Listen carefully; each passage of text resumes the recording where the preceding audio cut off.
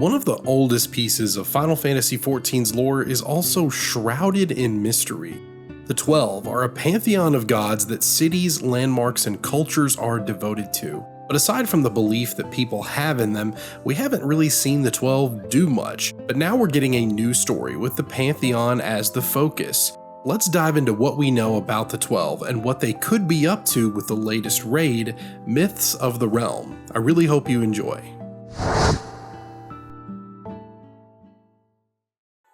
All players have a connection to the 12. During character creation, you must select a deity to align with your character. The game gives you a brief description of their imagery, domain, and element. Now back in 1.0, each deity would give characters a very minor elemental resistance. This has since been removed, so the choice of the deity doesn't mean much aside from establishing your own Warrior of Light's background. So before we go further, let's establish who the 12 are. Helm is the Fury, mover of glaciers, and goddess of war. She commands the element of ice. Helm is depicted as a relentless warrior wielding a bronze shield. Her symbol is 3 spears. Helm is the patron of the Holy See of Ishgard. Mefina is the lover and keeper of the moons. Her element is also ice. She's depicted as a maid carrying a round skillet. Her symbol is the full greater moon. She's also the younger sister of Azema and the divine lover of Oshan. Keeper of the moon Makote typically worship her.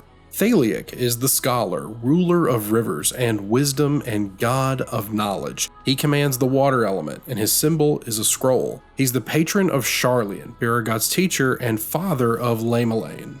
Nymea is the spinner, watcher of celestial bodies and goddess of fate. She commands water and is depicted as a weaver in white silk. Her symbol is a spinning wheel. She's the master of Rhalgr and the younger sister of Althic. Lamelain is the navigator, watcher of the seas, and goddess of navigation. She commands wind and is depicted as a strong fisherwoman holding a long-bladed harpoon. Her symbol is the wave, and she's the patron of Limsa Lominsa. There's many references to her in the city. Oshan is the wanderer, ruler of the mountains, and god of vagrants. He commands wind and is depicted as a ranger wielding a yew bow. His symbol is a walking stick. He's the patron of the ancient city of Nim and the Miners Guild. The bard's spell Wanderer's Minuet is a reference to him. Baragot is the builder, purveyor of architecture and industry, and god of the arts. He commands lightning and is depicted as a smith holding a mighty hammer. His symbol is the hand. Baragod's strike in southern Thanalan is named after him. Rhalgr is the destroyer, breaker of worlds, and god of destruction. He also commands lightning and is depicted as a magi wielding a bronze staff. His symbol is a meteor. Rhalgr is the guardian deity of Alamigo. Rhalgr's reach is a direct reference to him, and there are several more in the Locks and Thanalan. Azema is the warden, keeper of the sun, and goddess of inquiry. She wields fire and is depicted as a noble lady with a golden fan. Her symbol is the sun. That's why Seeker of the Sun Makote usually worship her. Now Urianger theorizes she might be inspired by the ancient Azem, but there's no evidence to support this. Nofika is the matron, tender of soils and harvests. She commands the earth element and is shown as a farmer with a scythe of steel. Her symbol is the spring leaf. She's also the patron of Gridania. Several conjurer spells like Goddess's Protection and Shroud of Saints are references to her. Althic is the keeper, surveyor of change, and god of space and time. He also commands Earth, and is shown as an emperor wielding a mithril great axe. His symbol is the hourglass. Althic's lavender is a flower that's rarely found in Thanalan and is usually offered at funerals. Naldthal are the traders, overseers of transaction, and god of the underworld.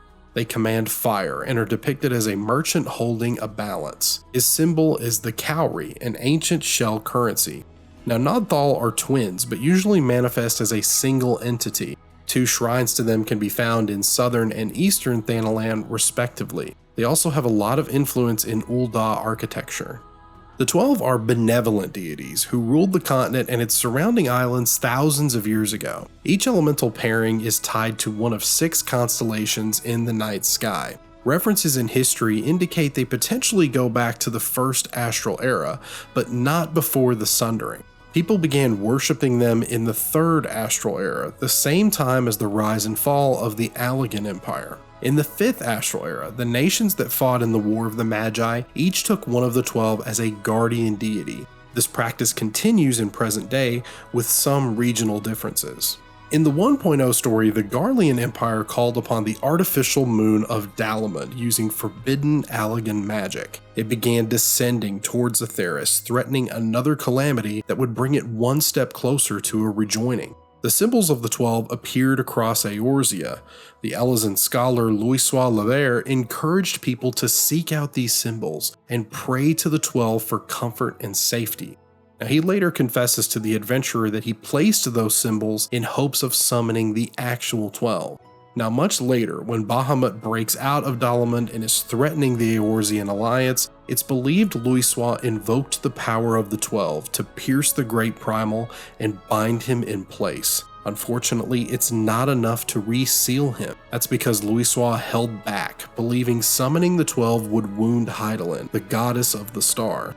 You can go watch my Scions Part 1 video if you want to know more about this section of the story. After that, the 12 are referenced sparingly in the story, the most significant callback being by Emet-Selch before he passes, urging the Warrior of Light to discover the true identities of the 12. Patch 6.1 introduced the first chapter of the Myths of the Realm raid. It's a canon story involving the 12, tasking the Warrior of Light with finding the truth about their origins and purpose. So what did we learn? The group joins up with Grahatia, a researcher named Derek, and his Opo companion, and they find themselves in a phantom realm. Now, it's not a reflection like the first, nor is it in between like the Rift. The rules of this realm aren't exactly clear, but we do know gifted people can slip in and out, usually without their control. The group finds a lavish sanctum in the sky known as Omphalos. You can see pieces of Mordona's landscape, including the Crystal Tower from here. Derek says he's been here many times, but he's never encountered anyone until now. 4 deities descend from their sanctums: Birgat, Rhalgr, Azema, and Nodthal. Each bear striking resemblances to the gods of ancient Greek mythology. They issue a challenge, claiming they want to ascend and replace Hydaelyn as the will of the star. The warrior gathers allies and travels through the heavens of thunder and fire, besting all 4. This is when the deities reveal their ruse.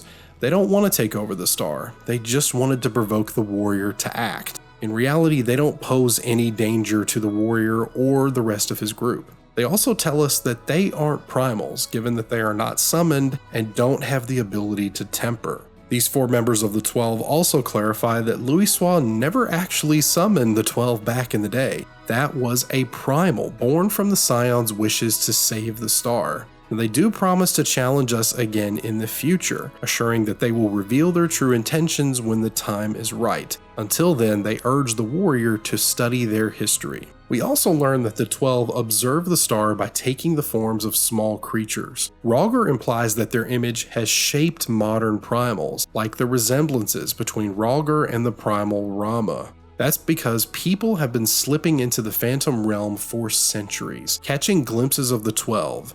Each tale adds to their legacy and bolsters the belief from the people.